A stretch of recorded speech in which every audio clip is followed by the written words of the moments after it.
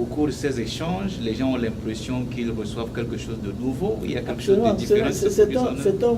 C'est pas moi qui invente, c'est leur rapport. C'est ce qu'ils écrivent dans leur rapport, qu'on a même mis sur notre site internet africavenir.org.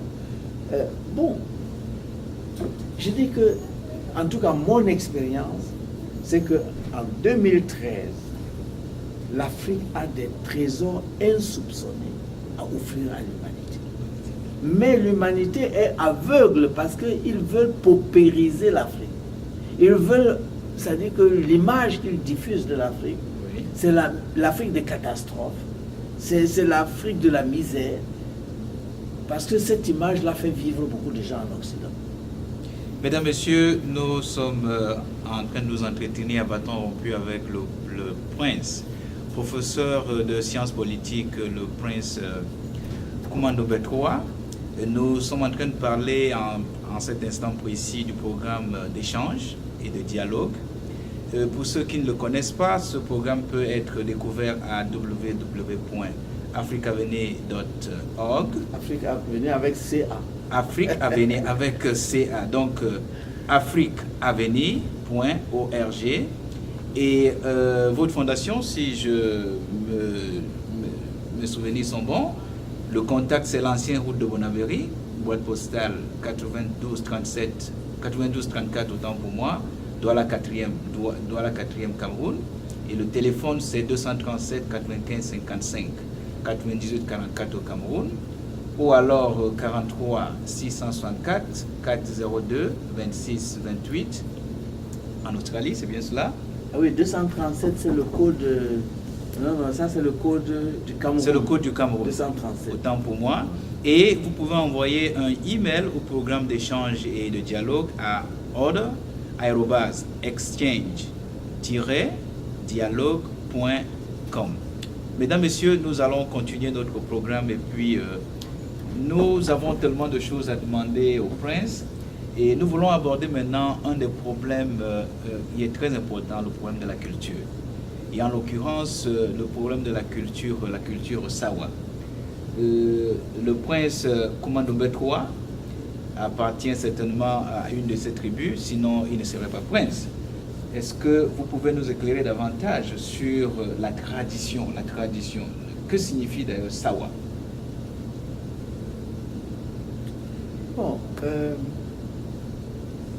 vais d'abord peut-être par vous reprendre, parce que quand vous parlez de tribu, je ne veux pas entendre ce terme-là.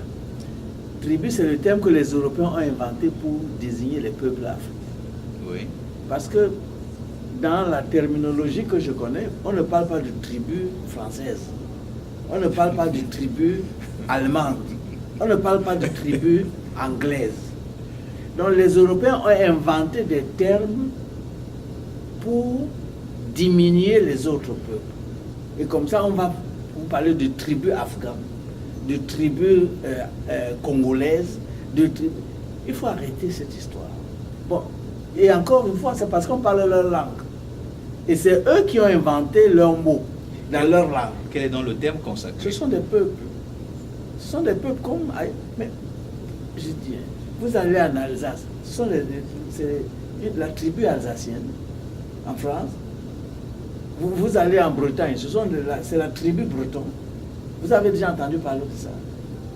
Donc, quand vous utilisez les termes que l'autre utilise sur vous, et que vous n'avez pas vos propres termes pour vous désigner, c'est que vous êtes déjà fini. Et je dis donc que, et c'est pour ça, parce qu'on est en train de faire cette interview en langue française. Donc c'est normal qu'on utilise les termes que les Français utilisent sur les Africains. Et je dis aux Africains, faites attention, utilisez vos langues. Utilisez vos langues. Si on parlait de Douala ici, on ne parlerait pas de tribu. On ne parlerait pas de tribu. On parlerait de Mboa. C'est-à-dire?